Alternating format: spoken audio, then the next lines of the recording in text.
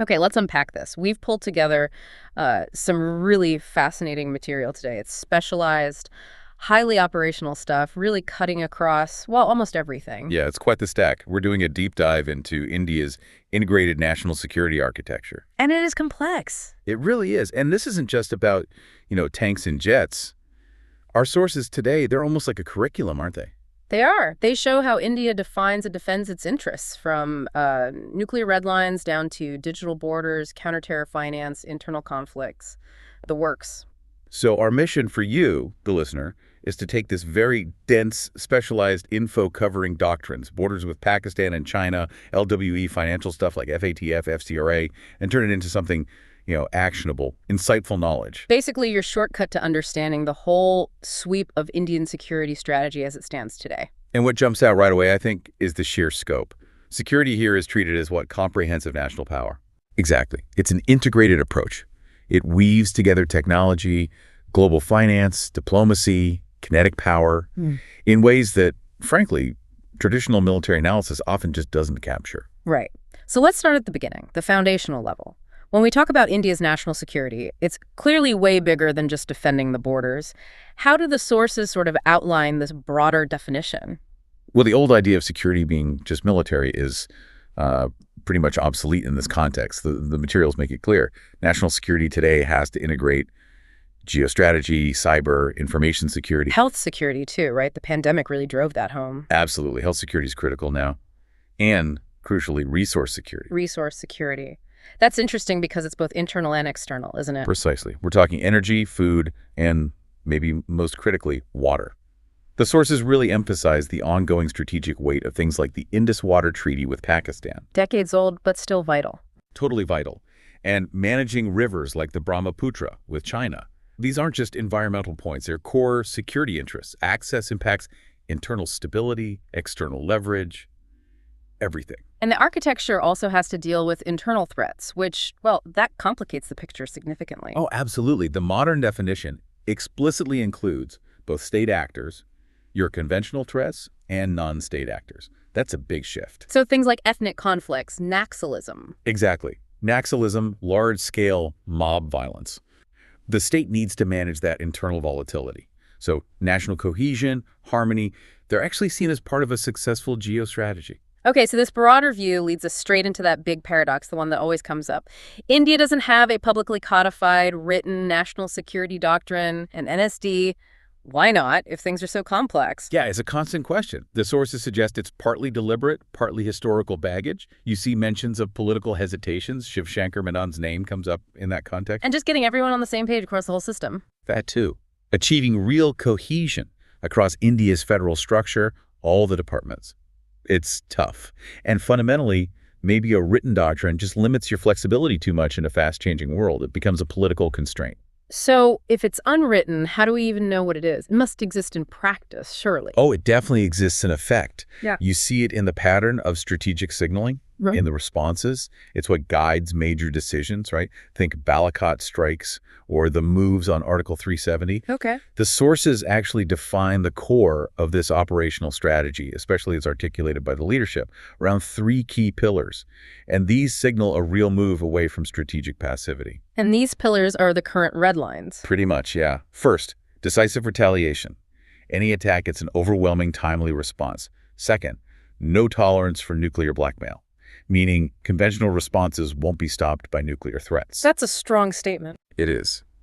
And third, no distinction between terror sponsors and terrorists. That basically closes the diplomatic wiggle room for state-supporting terror groups. These 3 really frame modern Indian security actions. This shift takes us beyond just military stuff, right? Into governance, civil society. This is where that Ajit Doval quote comes in. The new frontiers of war is what you call civil society. That's quite a statement. It's huge. And it means security becomes pervasive, touches everything. If civil society is a frontier of war, meaning it can be influenced, radicalized, targeted with messaging, then the state has to bring it into the defensive plan. Which leads to this tricky balancing act. Exactly. Balancing a militarized civilian approach, making sure citizens, especially in border areas, are resilient, integrated into security, with maintaining a truly civilized military that operates under democratic control, rule of law. It's a fine line. Requires a coordinated approach then, not just single services acting alone. Totally. It demands the comprehensive national power approach we mentioned, moving beyond just counting tanks and jets and looking at the state's ability to mobilize everything: economic, tech, civil strength. Okay, let's switch gears to the highest stakes doctrine. Nuclear security. It's been around 25 years now. What are the absolute core features? Right. The doctrine is built on stability and responsibility. It rests on three main pillars, really. First, building and keeping a credible minimum deterrent, the CMD. Minimum being the key word there. Key word, yes. Second, the no first use policy, NFU. That's about reassuring others. And third, the promise of massive retaliation. If deterrence fails, the response will be overwhelming. And it's under tight political control. Absolutely non-negotiable. The Prime Minister chairs the Nuclear Command Authority, the NCA. They're the only ones who can authorize a strike. The doctrine also covers retaliation against other WMDs, correct? Chemical, biological. Yes, that's an important point. While India says it won't use nukes against non-nuclear states, the option is kept open if India itself faces a large-scale chemical or biological attack. It broadens the deterrent. Right. And there's also the commitment to disarmament, continuing the halt on nuclear testing. That's part of the responsible power image. Now, that NFU policy, while it promotes stability, it does draw criticism internally, doesn't it? What are the main strategic risks people point out? The big critique is that CMD, credible minimum deterrent, might lack flexibility. The debate is around what minimum actually means. Is it enough to deter a more advanced adversary? Especially thinking about China, maybe. Exactly. China's development of MIRVs, multiple independently targetable reentry vehicles, is a major factor. One missile, multiple warheads. Could that potentially overwhelm a fixed minimum force? That's the concern. So a tech challenge to credibility. What about the process, the decision-making? The process challenge is tied to the NCA, the political control. While essential for responsibility, critics worry.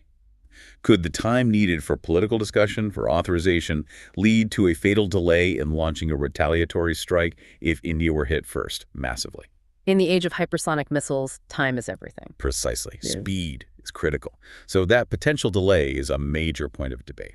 And we've seen some official statements that seem to inject a bit of deliberate ambiguity into the NFU posture. Absolutely. The sources specifically mention the Rakshamanitri's comment that no first-use nuclear policy depends on circumstances. Classic strategic signaling. How so? Well, it keeps the NFU policy officially intact, maintaining that responsible image, which is vital since India isn't in the NPT or CTBT club. But at the same time, it plants a seed of doubt. Makes adversaries wonder. Exactly. Makes them worry that India might have to ditch NFU if pushed too far conventionally. It gives India strategic flexibility, keeps options open without formally changing the doctrine. Okay, moving from doctrine to the sharp and kinetic reality. Let's look at how the architecture changed after a major wake-up call. The Kargil War in '99. What lessons came out of that? Kargil was a brutal lesson. The Kargil Review Committee report didn't pull punches. It highlighted massive systemic failures. Big intelligence lapses were key. Relying on outdated tech. Yeah, specifically mentioning low-resolution satellite imagery that just didn't spot the Pakistani intrusions early enough, and a fundamental lack of coordination between the services and intel agencies.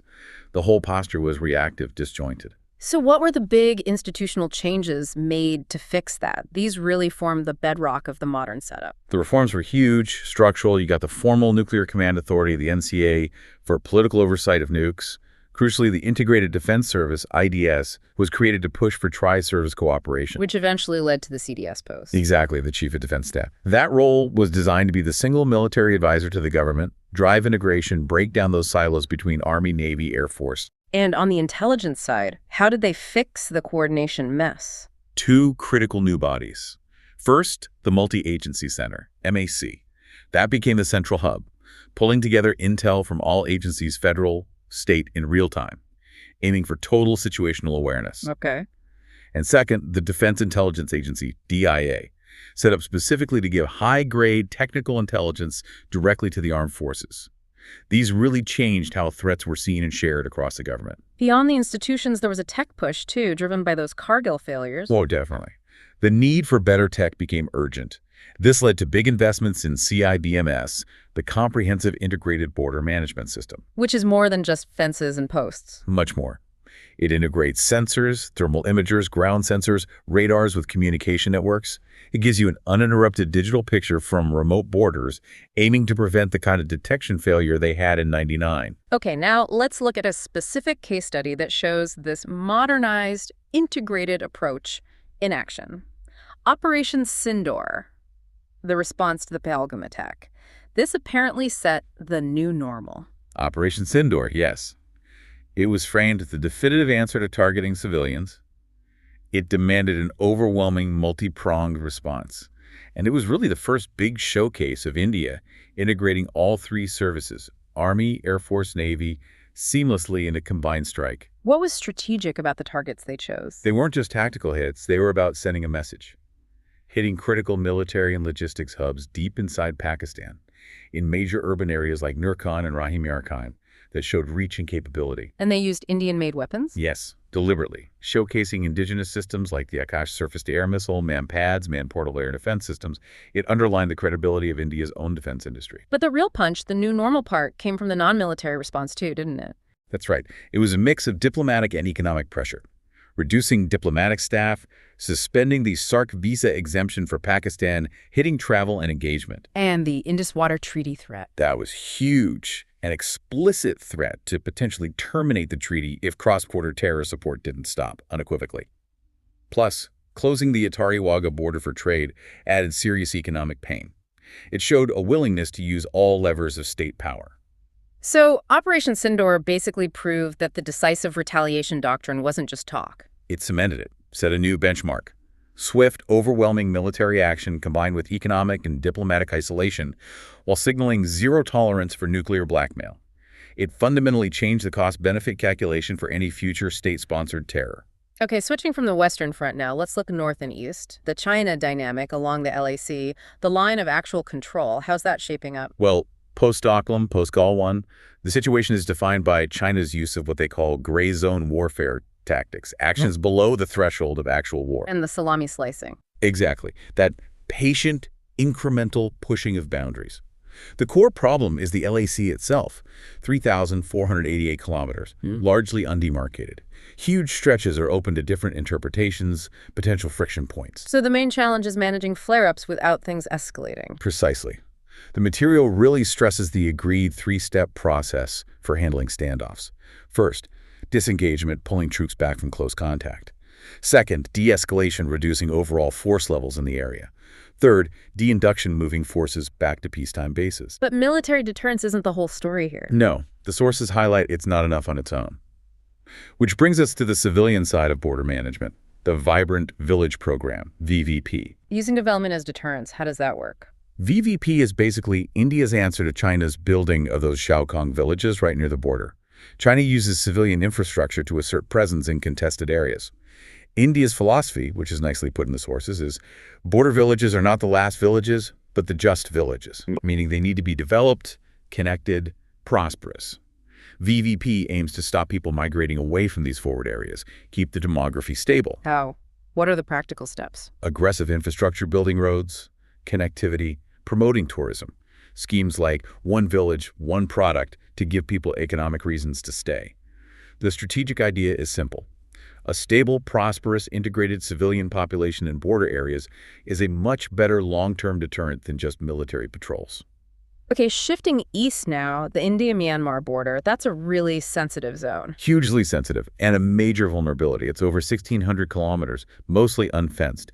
This makes it easy for cross-border drug smuggling, arms trafficking. And the situation in Myanmar itself makes it worse. Definitely. The military coup led to a big influx of refugees. The estimate was around 78,000 by 2023. That adds pressure. And the government made a big policy change there in early 2024. Yes, a major pivot. The decision was announced to scrap the free movement regime, the FMR, and to fence the entire border. What was the FMR? It allowed tribes living close to the border to travel up to 16 kilometers across, visa-free. It acknowledged deep ethnic and family ties, especially for Naga and Kuki-Zo people. But security saw it as a loophole. Exactly. Security agencies flagged it as a major vulnerability, helping insurgents get support, enabling trafficking. But scrapping it creates instant tension, right? Security needs versus deep cultural connections. It's the classic, difficult trade-off in border management. The decision faces strong opposition from those communities. They see the border itself as artificial, dividing their people. It really highlights that constant challenge, balancing hard security needs with the social reality of border regions. Okay, moving from the external borders inward now to internal security challenges. Let's start with left-wing extremism, LWE, or Naxalism. The violence numbers look better, but the root causes. Oh, they're still there, right? The root causes are absolutely still relevant. LWE is driven by fundamentally governance failures. Things like displacement caused by development projects, resource extraction. Land reform issues, too. Yes. Failed or poorly implemented land reforms. The sources mentioned the Zaxa Committee report, which pointed out how tribal communities often bear the brunt, like 10% of tribal victims affected by these systemic problems. Police repression is another factor cited. But operationally, there has been success in reducing the actual fighting. Oh, undeniably. The data shows an 81% drop in LWE violence between 2010 and 2024. Fatalities down 85%. The geographical spread of the violence has shrunk dramatically. But there's always a but. There is. This success hides a worrying strategic shift, something the Prime Minister himself highlighted. The threat hasn't gone away, it's just changed shape. Exactly. The quote is stark. Naxalism vanishing from jungles but taking roots in urban centers. The material really stresses this urban shift relies on ideological and logistical support from what it termed urban policy intellectuals. What kind of support? Financial channels, legal aid, political cover, recruitment networks, basically the support system that provides the movement's intellectual core and outreach, even as its military strength in the jungles decreases. So the counter strategy has to adapt too. Go beyond just fighting in the forests. Precisely. The focus shifts from just tactical containment to structural disintegration, targeting the whole ecosystem: leadership, funding, cadre support, the urban logistics. And on the development side? That's key too. Aggressive infrastructure work, the road requirement plan to reduce isolation, rolling out mobile connectivity, plus social programs like the PM Janjatia Unagram Yohana, aiming to tackle those socioeconomic drivers in tribal areas. Okay, let's look at a current conflict that really highlights this new digital frontier, Manipur. The roots are ethno-territorial, but the methods are very 21st century. Manipur is incredibly complex. You've got competing ethno-territorial claims, Greater Nagalim versus Kuki-Zalangam, grievances about historical valley biases and how the state is run. And other factors stewing the pot. Yeah, volatile things like poppy cultivation, big money involved there, and the influx of Chin migrants from Myanmar adding another layer of tension. But what really stands out in the sources, the sort of aha moment about this conflict, it's the heavy use of digital insurgency. This conflict shows insurgents effectively using readily available commercial technology. We're talking commercial quadcopter drones. not just for spying, right? No, not just for recon. They're using them to drop actual ordnance, like rocket-propelled grenades, off-the-shelf tech turned into weapons delivery systems. And they're getting around government communication blocks, too. That's a huge challenge for security forces. When local internet or phone lines are shut down, insurgents are using smuggled Starlink terminals, high-speed satellite internet to coordinate, bypass the blocks. Wow. Plus, using illegal satellite phones, Thuraya, Iridium, which are banned in India precisely for security reasons. It means their communication stays open, making intelligence gathering much, much harder. So how are the security forces fighting back against this kind of tech? The response has to be tech-focused, too. They're deploying advanced counter-UAS devices, unmanned aerial system counters.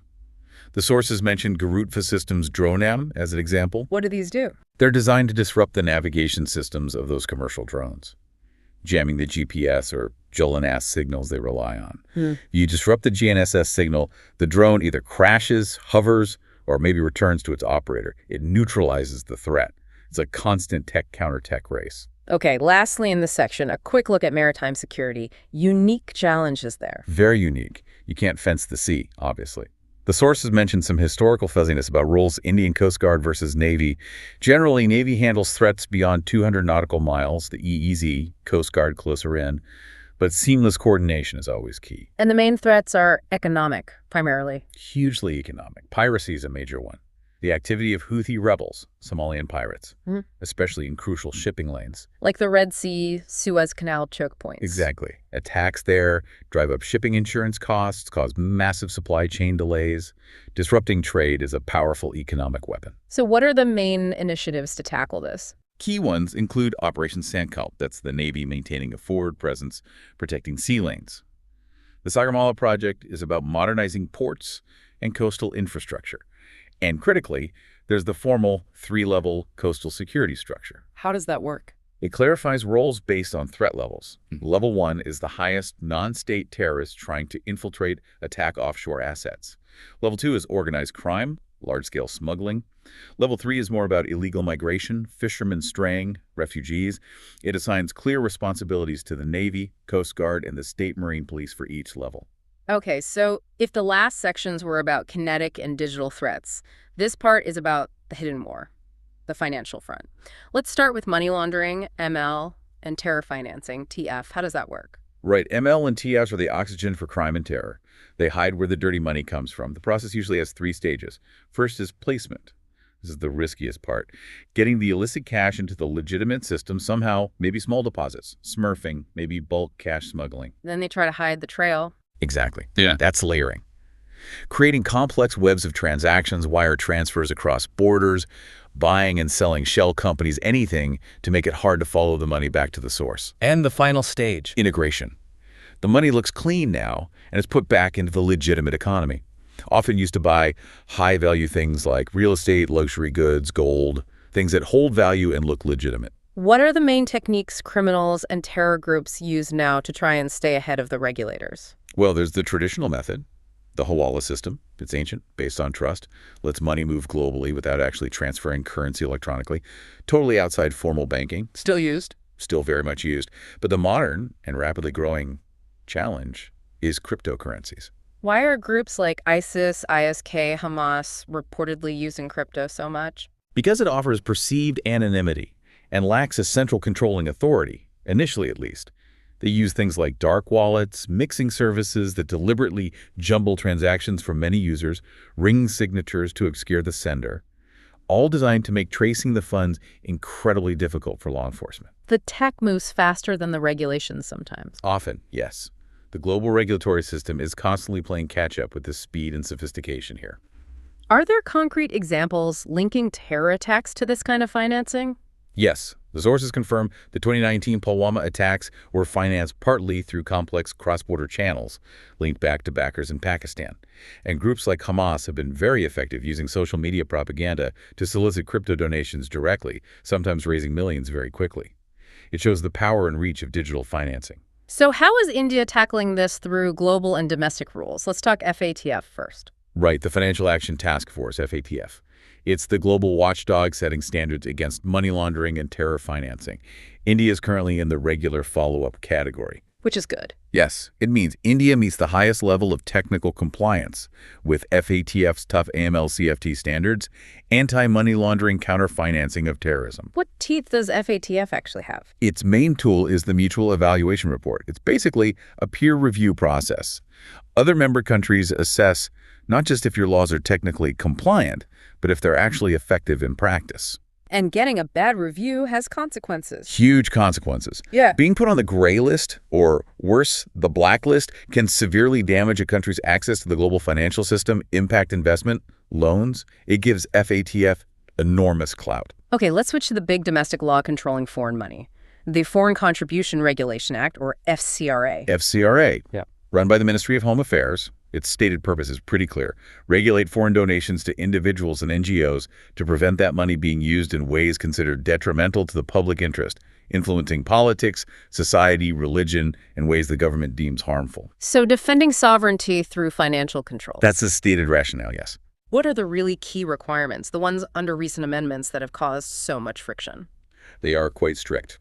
First, any organization receiving foreign funds must open a specific designated bank account at the State Bank of India main branch in New Delhi. Centralizing oversight. Totally. Makes all foreign inflows instantly visible, auditable in one place. Second, a strict cap on how much can be spent on administrative overheads, no more than 20% of the foreign contribution. That hits big international NGOs hard, presumably. It can, yes, given their operating costs. And third, mandatory detailed reporting, Form SC4, declaring all assets bought with foreign funds at the start and end of each financial year. Very detailed tracking. Now, the stated goal is national security, preventing foreign interference. But we need to cover the criticisms impartially. What's the tension around this law? The tension isn't really about the stated goal most agree preventing harmful foreign influence is necessary. The conflict is about the implementation and the definitions. Critics argue that terms like public interest or detrimental to national interest are vague. Allowing subjective application. That's the allegation, that this vagueness allows the law to be used, as critics put it, as an instrument of harassment against NGOs, think tanks, even political opponents who are critical of the government. Amnesty International shutting down its India operations is often cited as a prime example linked to FCRA pressures. So the concern is about democratic space. Yes. The core concern raised by critics is that while protecting sovereignty is vital, using broad regulatory powers over the nonprofit sector in this way risks chilling legitimate dissent, shrinking civic space, and potentially undermining democratic principles. It's that constant, difficult balancing act between security and liberty. #outro. So wrapping this all up, what's the big takeaway for you, the listener? We've gone from, the nuances of no first-use nuclear policy and that shift to decisive retaliation, all the way to tracking crypto wallets and using counter-drone tech. I think the main takeaway is just how integrated India's security thinking has become. It really does span all elements of state power now. The sources make it crystal clear. Security today involves civil society, complex finance, cutting-edge tech like tracking those sat phones or centralizing foreign fund oversight, just as much as it involves traditional military strength. Yeah, the challenges are holistic. It demands that comprehensive national power approach, coordinating every lever the state has. And those old lines between internal and external security, they're basically blurred now, aren't they? Look at Manipur, an internal conflict fought with foreign tech, fueled by cross-border issues and deep ethno-territorial roots. Right, it's all interconnected. Exactly. Complexity and the need for constant adaptation are the name of the game. Which I think leads us to a final thought, something for you to consider.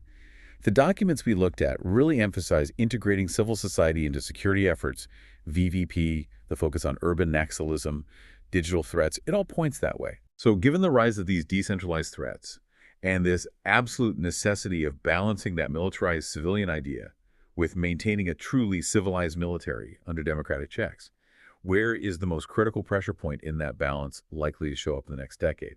That feels like the core question for the modern Indian security state going forward.